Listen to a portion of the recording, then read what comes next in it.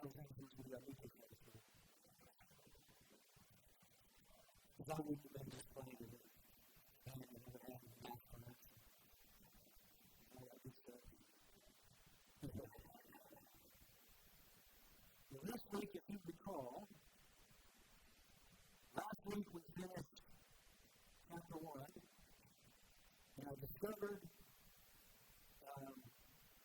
the first time delivering this message that aren't you blessed to be around 2?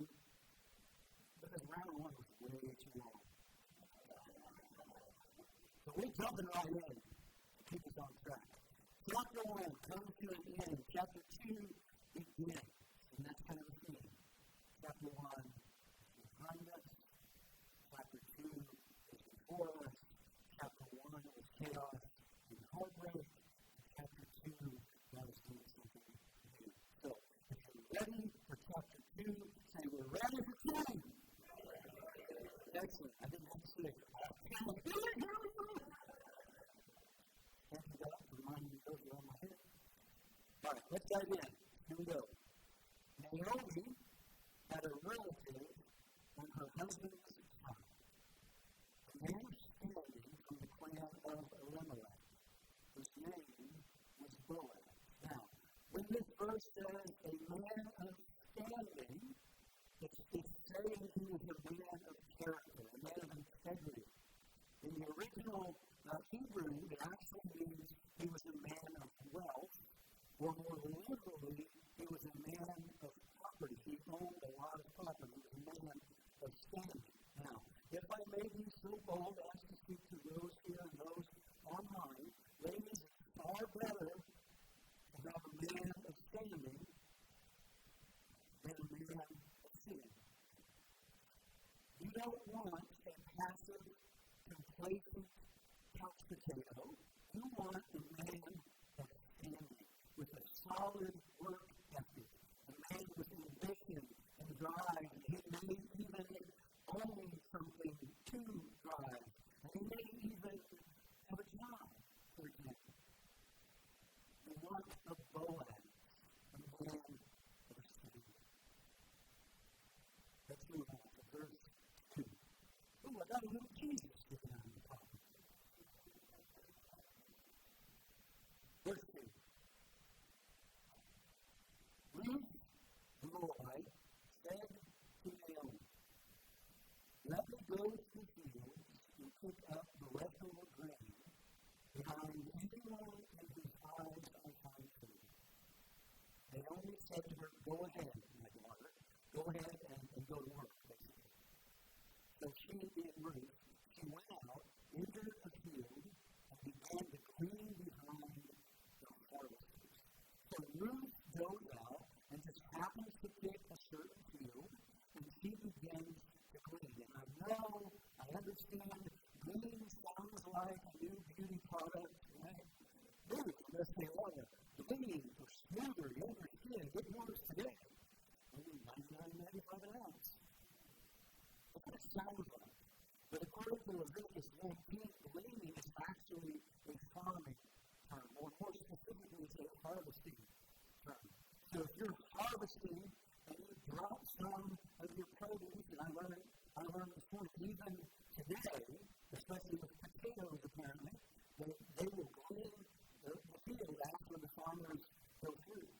So that's God's way of providing.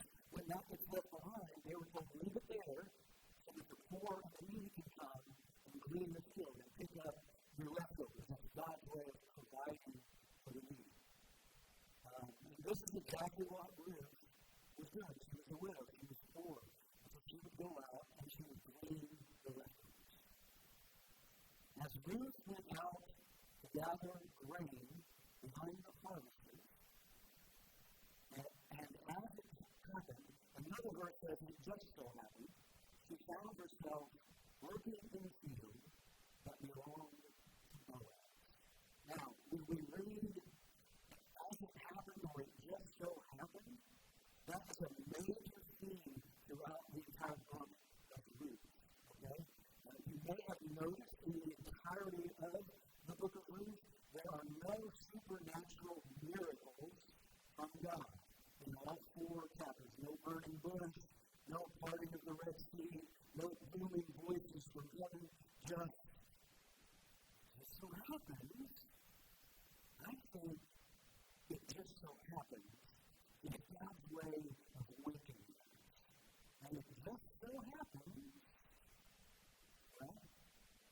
It just so happens. So we don't see any supernatural miracles of God in Ruth, but what we do see is the supernatural providence of God throughout the entire book.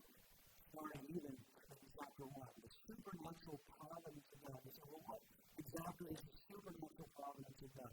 This is theology's way of telling us how God uses natural circumstances to bring about his supernatural plans. Romans 8:28 puts it this way, it says, and we know that God causes everything to work together for the good who love God and are called according to his purpose. And it says everything. You know what that means? Everything. I don't have any else. Even, remember, even everything that happened in chapter 1. But also, the blessings that you're about to find out in chapter 2 as well. Work everything together to bring about his goodwill. So Ruth just so happens to be working in the field owned by Boaz. Now, if this were a movie, unfortunately, this movie would be playing in the Hallmark Channel. This is what you might refer to as a sitcom. And in every Hallmark Channel sitcom, there is a dramatic plot twist, right? And here we have Ruth, our widow, our damsel in distress. She's far away from home. She's the new girl in town, poor, and at her lowest point, all hope seems lost. She's out working hard, sweating in the fields and the heat of the day just to survive, when enters a handsome hero. That's more better remember. Boaz comes cruising in on a two-tone Mustang, just in time to leave the day. Now, to be fair, Scripture doesn't actually tell us what Boaz looks like. But still, to be fair, it also doesn't tell us what Ruth looks like either. But Ruth just so happens to be working in the field and just so happens to belong to a man named Boaz. Now, where do you think he just so happens to find this particular field owned by this particular man and this particular man? This is where the beauty of your mama or your mother-in-law comes into play today. Listen to mom. In chapter 1, we discovered that Naomi, who was a godly and good mother-in-law, she prayed for Ruth. She prayed, may the Lord show you kindness. Then she got even more specific to it. May the Lord show you kindness. And he said, and may he bring you a husband. That's what she prayed in chapter 1. And I'm here to tell you, I speak from experience, when a godly mother or a godly mother-in-law prays for you, God listens. God cares about what you care about. And when you cry out to God, God just so happens to listen. And God just so happens to show up and do things that only God can do. She's out working in the fields. She's being responsible. She's working hard. And she just so happens in a little bit to meet Boaz. Verse 2. While she was there, Boaz arrived from Bethlehem and greeted the harvesters. What's up, homies? He Okay? And like, is it really like me? No, that's what we might do, right? We actually, this is interesting. James receives this. This is something new. The Lord be with you. You almost want to set it back, right? The Lord be with you, he said. The Lord bless you. The harvest. So this is where we begin to see some very important leadership traits in the person of Boaz. He's a leader. He's kind to his people. And the very first thing he talks about is the Lord. The Lord be with you. He says to his people, wow, but Jeff, that's a little awkward, isn't it? Here's my thoughts. People tend to talk about first what they value most. People tend to talk about first what they value most. He says, the Lord be with you. And you know what I absolutely love about Boaz? Boaz is not a priest. He's not a prophet or a pastor, but boy, does he ever have a ministry. He's working his field. His field for harvest has become his field of ministry. What a tremendous reminder for all of us that you do not have to be in full-time ministry to be in full-time ministry. Meaning, you do not need a big title after your name or a sign that flashes your name. You don't need to have to go to another country to be a missionary. Boaz is an ordinary business owner who's letting his love for God influence how he manages his business, how he treats his employees. He is serving God by serving others. Yes, I'm still being angry. He's serving God by serving others. And while he is serving God by serving others, he just so happens to notice Ruth. And he notices her, and he says, her hair was as golden as the sun, and her smile as the sun. Her skin was fair, and her eyes as blue as the sky. Isn't that beautiful? Yeah, I wrote that. That was fair. If you like it, let me know. I got somebody on my signature. Actually, to be candid, if he had an online dating profile back then, it truly would not have been like me. Right? I'm not trying to be mean. I'm just, when you think about it, if she had that profile and you looked it up, and of course, if she was honest, because this will shock you to know that not everybody is honest in an online dating profile, just so you know.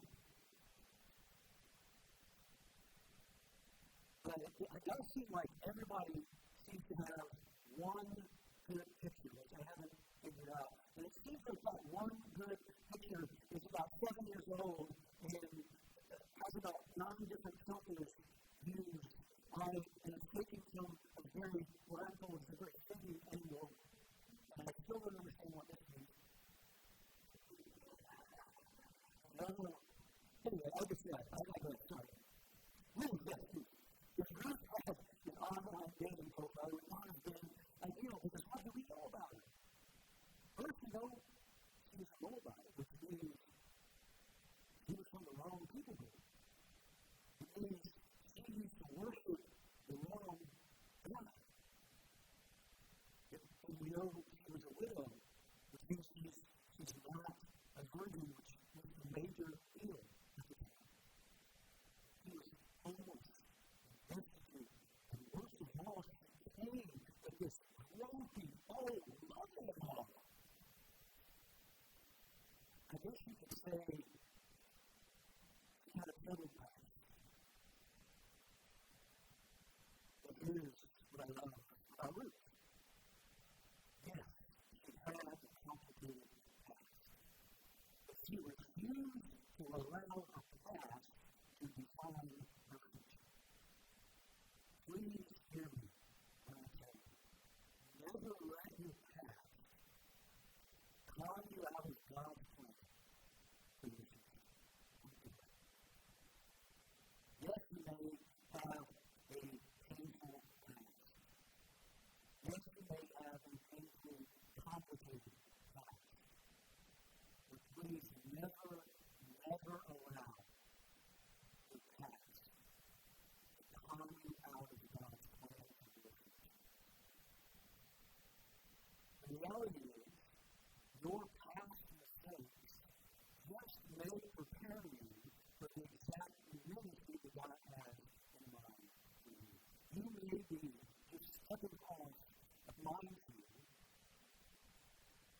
someone else is just sticking on.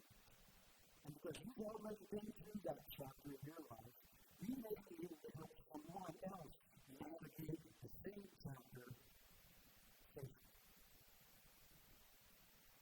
So your past does not have to dictate your future.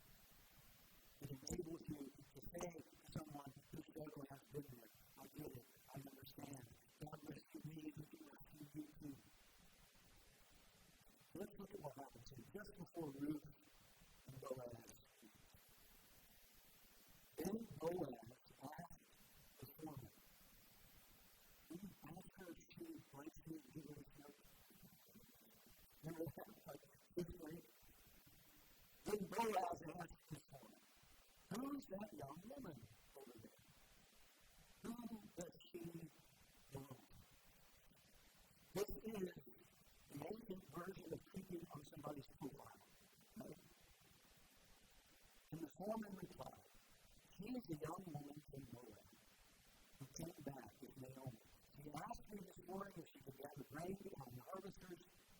He has been hard at work ever since." All of a sudden, Boaz, the man of standing, just so happens to notice some things about Ruth that stand out. He noticed four things. First, he noticed that she was faithful to God. Second, she was loyal to her family. Then she was a hard worker. Clearly, and finally, she honors God more. So she's faithful to God. She turned away from her people, her mom, and her former God to serve the one true God of Israel. She's loyal to her family. Again, she made the sacrificial decision to leave her homeland and her family, and she was to stay devoted to Naomi and Naomi's God. Really, she's a hard worker. She is not, in fact, a damsel in distress. She is not waiting around for someone to come rescue her. She's not playing the victim card. She's up early, she's working hard, she's gleaning fields, and finally, she honors God morally. You may think, why? How do you know that? We know that because during this time in our history, most widows were driven to prostitution in order to provide for themselves. It was their only way to survive, and Ruth refused to do it. She refused to do what most people do. If you want something different, you want to be something different. If you want something different, sometimes you have to be something different. Be faithful to God. Be loyal to your family. Be a hard worker. Be the one who honors God morally. In other words, basically, live your life in a way that honors God. Now, the moment you've all been waiting for, you meet Ruth. Boaz meets Ruth. Boaz went over and said to Ruth, "Listen, my daughter, stay right here with us when you gather grain." Here's what he said. This is important. "Don't go to any other field. I have warned the young men not to treat you roughly." In other words, I'm protecting you. I've warned them not to be inappropriate with you. Then he said, "And when you're thirsty, help yourself to the water that is drawn from the well." He's clearly protecting her, right? He's caring for her needs. What does he do next? He prays for her, verse 12. "May the Lord, the God of Israel, under whose wings you have come to take refuge, reward you fully for what you have done." And now, again, we begin to see these qualities about Boaz that stand out. Four things as well. First, he honors God. First, he honors her. He protects her. He provides for her. And lastly, he prays for her. He honors her. And I know this will sound old-fashioned, but ladies, you want someone, you want a man who will open the door for you and allow you to go first. You want a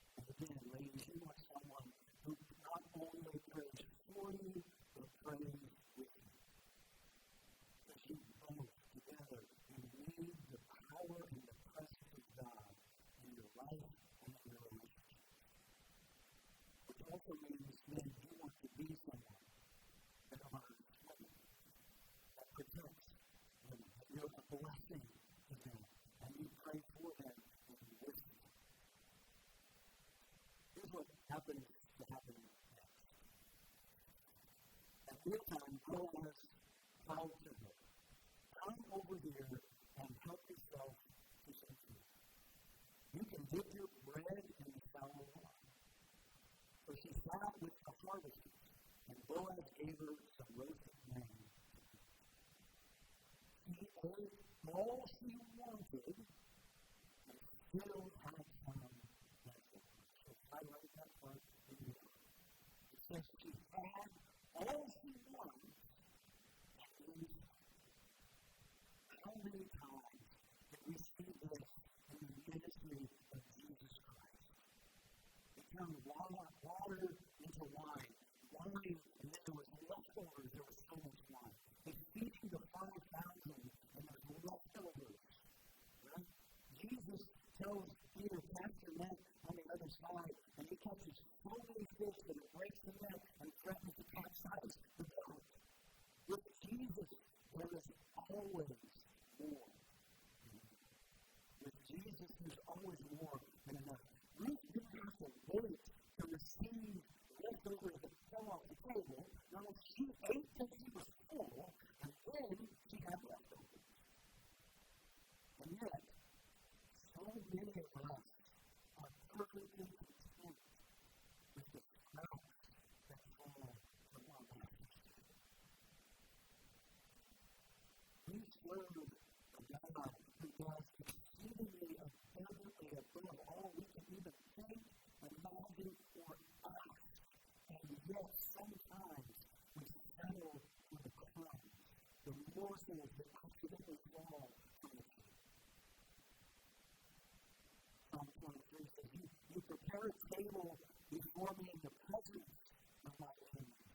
You anoint my head with oil, and then it says, my cup overflows.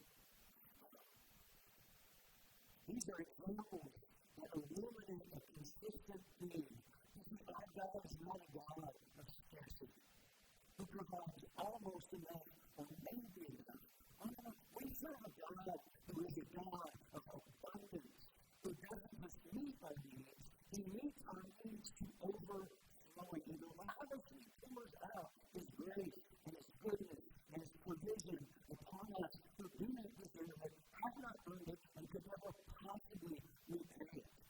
This reveals His loving, generous heart to all of us who obey.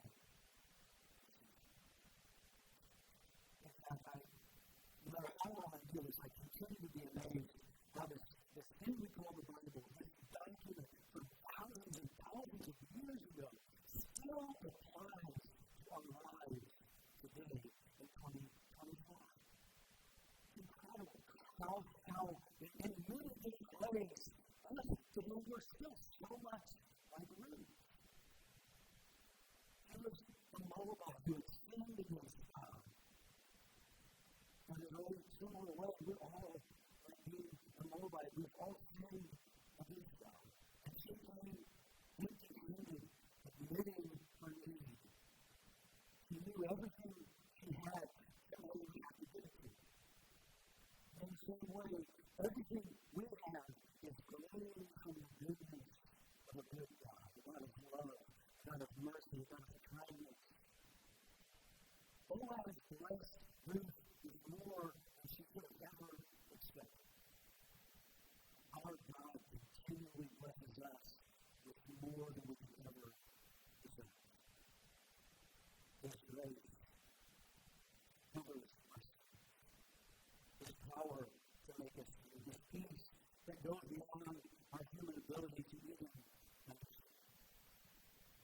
I want you to notice, what did Boaz do? Boaz invited Ruth to his table. Don't remember? In the same way that Jesus invites us to his table, where He offers us His body and His blood, that we might have salvation in relationship with the same God that we're reading about in the book of Ruth. So that no matter what your past is like, you find yourself stuck in chapter 1, and you're ready to turn the page to chapter 2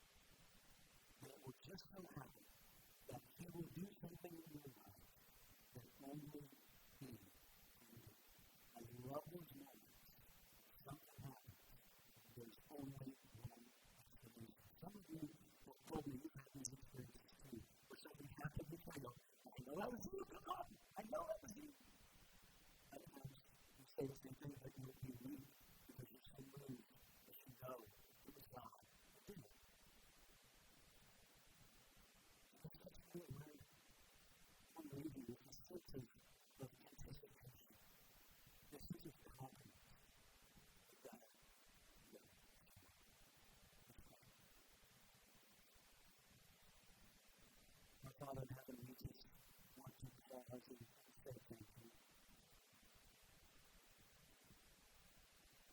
Many of us here today are amazed that we're here today. Many of us reflect back on our past and mistakes and errors that we have made. And not only the fact that we could find ourselves in church, but some of us, the fact that we're even still alive after